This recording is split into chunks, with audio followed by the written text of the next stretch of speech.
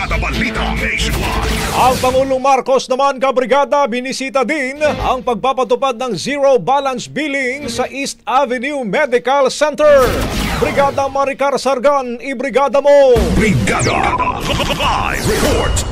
Tuloy-tuloy ang pag-iikot ni Pangulong Ferdinand Marcos Jr. sa mga hospital ng Department of Health upang tiyakin ang maayos na pagpapatupad ng zero balance billing policy. Ngayong umaga, personal na bumisita ang Pangulo sa East Avenue Medical Center sa Quezon City kasama si DOH Secretary Ted Herbosa upang saksihan ang pagpapatupad ng naturang sistema. Simula raw nang ihayag niya ang naturang programa sa kanyang ika-4 na State of the Nation Address, mahigit 2,000 pasyente na ang na-confine sa nasabing hospital na nakinabang dito. Hinikayat din ni Pangulong Marcos ang publiko na ipakalat at ipaalam pa ang tungkol sa programa upang mas marami pang Pilipino ang makaalam at mahikayat na magpagamot nang hindi nangangamba sa gastusin. Sa ilalim ng Zero Balance Billing System, magkasamang sasagutin ng PhilHealth at DOH ang anumang bayarin ng pasyente sa hospital.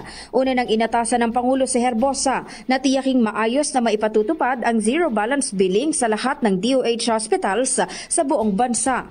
Kasabay nito, kinilala rin ng punong ehekutibo ang dedikasyon ng mga medical at non-medical staff ng hospital sa pagbibigay ng serbisyo sa publiko.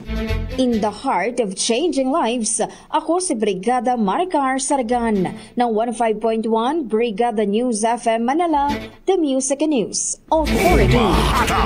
Ang bahaging ito ay hatid sa atin ng Yummyvit ES2 Oral Drops. Simulang tuparin ang pangarap ng iyong anak. And stunting now.